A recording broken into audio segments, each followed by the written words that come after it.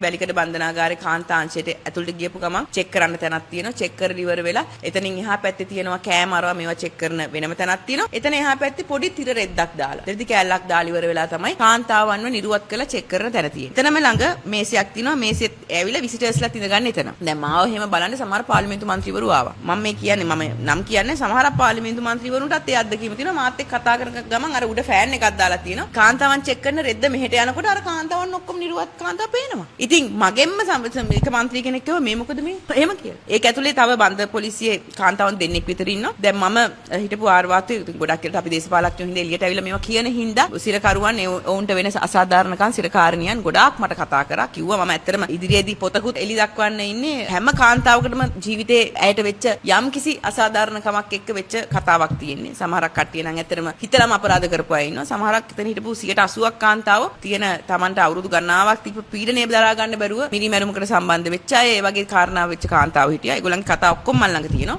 ඒ කාන්තාව ඔක්කොම අම්මලා ගොඩක් අය. ඉතින් ඔතන කාන්තා සිරමැදිරි අවුරුදු 18 සිට අවුරුදු 80 වෙනකම් වයසක අම්මා කෙනෙකුත් ඉන්නවා. ඉතින් අවුරුදු 18 ඉඳන් එච්චර වයස වෙන ප්‍රමාණය ඉන්නවා. මේ හැම කෙනාම නිරුවත් කරනවා. දැන් මේ වැලිකඩ කාන්තා බන්ධනාගාරයේ එහා පැත්තේ තමයි ප්‍රිසන් හොස්පිටල් එක තියෙන්නේ. ඒතර මේ කාන්තාව උදේ නැගිටලා ප්‍රිසන් හොස්පිටල් එකට ගිහිලා එන ටිකටත් ඒ කියන්නේ මෙහෙමයි පෙර වැරදි නිසා පෙර කට්ටිය වැරදි කරපු හේතු නිසා මේගොල්ලන්ව චෙක් කරනවා කියලා කාටට කියන්න පුළුවන්. හැබැයි විශේෂයෙන් කාන්තාවන් ඉන්න තැනක අඩුම ගානේ මේගොල්ලන්ට සම්පූර්ණ මුළු ඇඟම ස්කෑන් කරන මැෂින් එකක් උතන දාන්න පුළුවන්. මේ අනික් දේවල් වලට වියදම් කරන වෙලාවේ හිරගෙදර තියෙන භාගයට භාගය 80ක් විතර ප්‍රශ්න විසඳෙනවා එක CCTV හයි කරා නම්. අනික එක මේ ස්කෑන් මැෂින් එක ගෙනාවා නම් ගොඩාක් ප්‍රශ්න විසඳෙනවා. ඔබ හිතන්න වැලිකඩ කාන්තා බන්ධනාගාරයේ එහා පැත්ත වත්ත තමයි වනාත.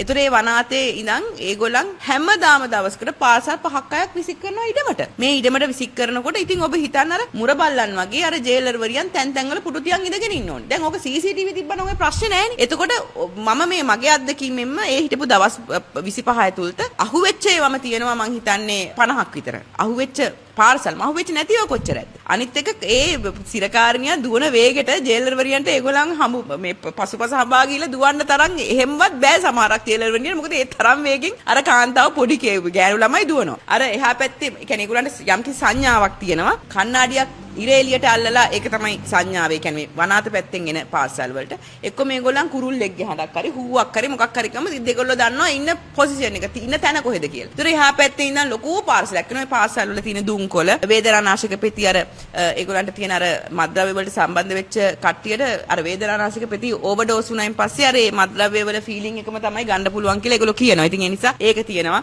ඒතර ෆෝන් චාර්ජස් මේ පොඩි ෆෝන් ඕවා තමයි අර ලොකු මෙච්චරක් විතර ප්‍රමාණික පාර්සලයක් හදලා ඉවර වෙලා ඒ පැත්තෙන් ඉවනවා. එව්වම මේ පාසලේ ගන්න හරියටම ඉවන වෙලාවට කවුරු හරි කෙනෙක් එතන ඉඳගෙන ඒක අරගෙන දුවනවා. දුවලා උතර ඊට පස්සේ ප්‍රශ්නේ තියෙන්නේ මොකද්ද? ඒ පාසලේ ගන්න කෙනා හින්දා අර හෝල් එකේ ඉන්න සියලුම දෙනා අපහසුතාවයටපත් වෙනවා. ඇයි? ඊට පස්සේ බන්ද පොලිසියෙන් ඇවිල්ලා ආයෙසරක් මුල ඉඳන් ඔක්කොම චෙක් කරනවා. චෙක් කරලා ඉවර වෙලා බැරි වෙලාවකත් තිබ්බේ මෙයා තමයි මේක ගත්තේ කියලා කවුරු හරි කෙනෙක් අහු කරගත්තා. මෙයාව අර ඉන්න පිරිසගෙන් වෙන් කරනවා. හැම කෙනාටම යම්කිසි හිරගේ ඇතුලේ වැරද්දක් කරොත් එහෙම ඒගොල්ලන්ට වෙනම තනි කරලා සෙල් එකක් තියෙනවා. ඒ සෙල් එක ඇතුළට ගියාම දැන් සාමාන්‍ය හිරගෙදර කියන්නේ නිදහස් කරන්නේ නෙවෙයි. හැබැයි රිමාන්ඩ් බන්ධනාගාරයේ සහ අච්චු කරපු කට්ටියට අවස්ථාවක් තියෙනවා. උදේ වරුවේ මම හිතන්නේ පැය භාගයක් සහ හවස් වරුවේ පැය භාගයක් එළියේ සැරිසරන්න කතා බහ කරන්න පොඩක් නිදහසේ ඉන්නේ. කියන්නේ හිරගේ ඇතුලේ චූටි හරි නිදහස ඔන්න ඕක තමයි. අර විදිහේ වැරද්දක් කරලා අහුණයින් පස්සේ අර ඉන්න සිරකාරණියව ගිහිලා සෙල් එකේ තනි කරාම එයාට එහෙම එළියට එන්න බෑ. ඉතින් ගොඩක් වෙලාවට ඔය පාර්සල් එකතු කරන එක ඇරෙන්න ගොඩක් වෙලාවට ඔය සිරකාරණියන් ජේලර්